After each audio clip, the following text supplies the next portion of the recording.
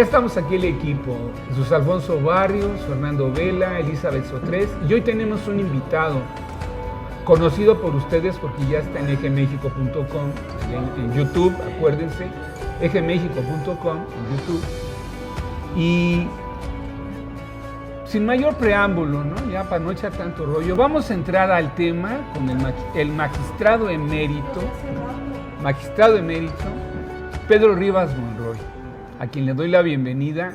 Gracias, Pedro, por acompañarnos, por venir desde muy lejos. Desde el sur de la ciudad. Y bueno, la pandemia y el tráfico y este desorden de la movilidad, yo sé que te produjo ciertos percances, ¿no? Pero ya estás aquí.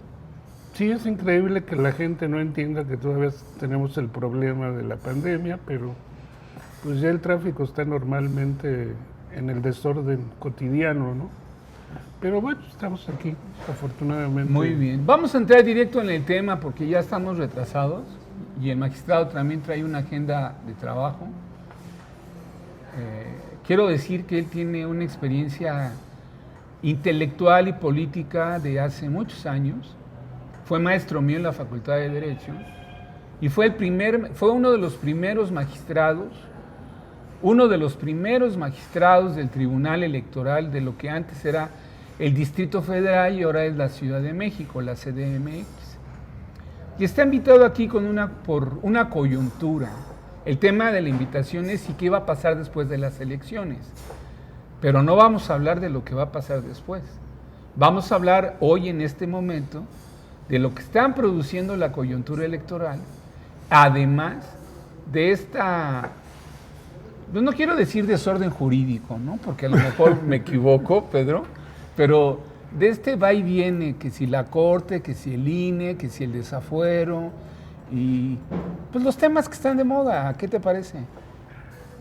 Pues sí, efectivamente es un desorden, no jurídico, sino del modelo económico, ¿no? El maestro de Sousa, un maestro portugués, ha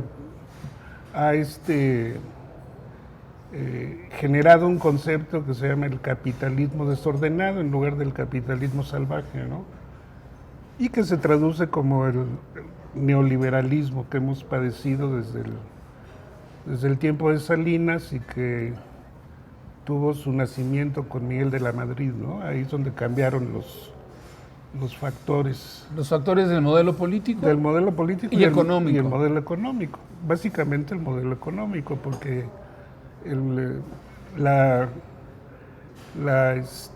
los procesos electorales que hoy vivimos son la versión política del mercado. A ver, explícame eso, porque sí. Bueno, yo medio lo entiendo. Sí, Yo medio lo entiendo, pero ¿cómo lo traducimos al común de la gente, no? Sí, es decir, para tú participar en política necesitas estar dentro del conjunto de sujetos que tienen poder económico. Y las elecciones se convierten en un mercado político. ¿Qué es lo que tú tienes que capturar para tener éxito en este mercado político? Son los votos, ¿no? Sí. Es decir, los votos ya no representan a los problemas de la sociedad, sino representan a los problemas de las oligarquías o de los grupos de presión o de los grupos empresariales. Entonces, esos son los que participan realmente en la toma de decisiones. Claro, legitiman esa toma de decisiones con el proceso electoral, pero los votos son efímeros. Es decir, tú puedes ganar con el 50% de los votos, pero esos votos van diluyéndose de acuerdo a la gestión que tú vas haciendo, ¿no? Entonces, si cumples o no cumples. Sí, y además los procesos electorales son un momento donde la economía se mueve mucho. Sí, no, por supuesto. Ahora es una industria, ¿no? Hay opinólogos, hay encuestadores, hay gente que se dedica a la publicidad, hay quien vende cachuchas, camisetas, Es un mercado, el proceso electoral se convierte en un mercado. Es un mercado. ¿Por qué? Porque el modelo económico, el modelo neoliberal, ha convertido todo en una mercancía, ¿no? Y en una mercancía se convierte el ejercicio del poder político. Entonces, la democracia que hoy vivimos es una democracia de mercado, que no necesariamente tiene que ver con los problemas sociales que están afectando a las grandes mayorías de la población, ¿no? Esto es, a ver, traducido de otra manera, yo quisiera interpretarlo así. Y además así se llama, ¿eh? Hoy dicen, las marcas no venden. Y los productos, pues tienen que ser bien etiquetados, bien arreglados, bien diseñados, que son los candidatos. Pero no hay un contenido ideológico o no hay una propuesta que venga de la sociedad. No se retoman los problemas de las grandes mayorías. No, aquí lo que se vende es imagen. Imagen. Es la imagen, es decir, tú vendes un candidato, pero vendes la imagen, ¿no? Ahora hay profesionales de la imagen. Además. Todos los políticos tienen un asesor de imagen. Entonces, tú vendes eso, pero atrás no hay absolutamente nada, ¿no? Entonces, eso me recuerda un poco cuando esta Hannah Arendt hace un libro sobre el proceso de Eichmann, y entonces genera un concepto que se llama la levedad de la maldad. ¿La? Levedad. Levedad. De la maldad. ¿En qué consiste esta levedad de la maldad? Ella, cuando ve el proceso de Eichmann, dice, el tipo es un sujeto que no piensa, que no tiene un sentimiento de culpa, no conoce entre el bien y el mal. Es un sujeto que obedece una orden. Aquí viene el concepto del Estado de Derecho, que es terrible. El Estado de Derecho lo tenían los nazis, el Estado de Derecho lo tiene una democracia, el Estado de Derecho lo tiene un populismo. Siempre hay un Estado de Derecho. Entonces, el burócrata que no tiene alma, que es un ser vacío, obedece la ley por la ley. O sea, no piensa, simplemente obedece. Y eso lo hace funcionar en estos sistemas, digamos, democráticos, ¿no? Entre comillas. Por eso, entre comillas, pero hoy tenemos un ejemplo en los señores del INE, ¿no? Que ahora son terriblemente legalistas, cuando en el pasado el Partido Verde, que es un invento de los políticos para que sus hijos tuvieran algo que hacer, empezaron a violar la ley sistemáticamente, y la ley decía que si había una violación sistemática, perdían el registro. Y no lo han perdido. Pero el INE se opuso terminantemente. Lorenzo salió con la idea de que había que respetar el voto, que era el valor tutelado por el derecho, y que entonces los que habían votado por el verde no los podían dejar sin partido. Está interpretando la ley cuando el INE no puede interpretar la ley. El INE es una autoridad administrativa. A ver, esto me llama mucho la atención porque de repente me da a mí la impresión que el INE juzga y que quiere aplicar una sanción cuando no le corresponde al INE aplicar una sanción. Correcto, el INE juzga y interpreta la ley. Que no es su función. No, su función es totalmente administrativa.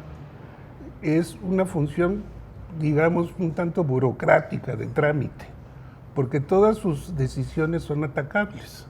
Donde realmente está el asunto es en el Tribunal Federal Electoral. Ahí es donde está el mole, digamos. El mole. Sí, sí. Ahí esas decisiones son inatacables. Entonces, y es un órgano jurisdiccional, ellos, aunque no pueden interpretar la Constitución, sí pueden tener actividad procesal. Entonces, ¿qué pasa? ¿Por qué el INE causa tanto revuelo? Tanto ruido, ya, lo voy a decir así yo, ¿no? Sí, porque... Dame chance de hablar a mi lenguaje popular. Sí. Causa ruido y causa desmadre y desorden. Sí, porque se supone que es el órgano ciudadano. Es decir, en el origen, cuando presidente, el Poder Ejecutivo tenía en sus manos la organización de las elecciones, la oposición era lo que quería tener en sus manos, organizar la elección. ¿Qué es lo que...? Entonces se inventó el Instituto Federal Electoral, que eran consejeros ciudadanos. Claro, el Ejecutivo no lo soltó luego, sino lo presidía el secretario de Gobernación y entonces los consejeros ciudadanos eran los que actuaban conjuntamente con el Poder Ejecutivo para organizar la elección. Y los partidos políticos, ¿no? Los partidos, esa es una cuestión que para mí es muy discutible porque es como tener a los jugadores y a los árbitros en lo mismo. O sea, los jugadores no deberían de estar en el consejo. Digo, son los clientes, digamos, son los que van a ser regulados. Pero sientan a los jugadores y además sientan al Poder Legislativo, que tampoco tiene por qué estar ahí. Yo diría que serían nada más los ciudadanos. ¿Y el Poder Ejecutivo? El Poder Ejecutivo ya, como fue, efectivamente, cuando Goldenberg llega a presidir el IFE, es el primer presidente ciudadano. Y entonces ese es el IFE, digamos, que vivió su mejor momento. El de Goldenberg. El de Goldenberg, que luego ya se desdibujó totalmente. Dame chance de hacer... Estamos transmitiendo esto en tiempo real, pero además estamos grabando segmentos para YouTube. Recuerden, el canal se llama ejemexico.com, en YouTube, exemexico.com, donde esta entrevista se va a subir a YouTube, a la plataforma, y los amigos que la pidan se las vamos a mandar a través de WhatsApp, Twitter o Instagram. Entonces, más vamos a descansar por cuestiones técnicas, pero seguimos tú y yo aquí, o sea, vamos a tomar tantita agua para descansar, porque no me queda de otra hora, agüita. Pues sí.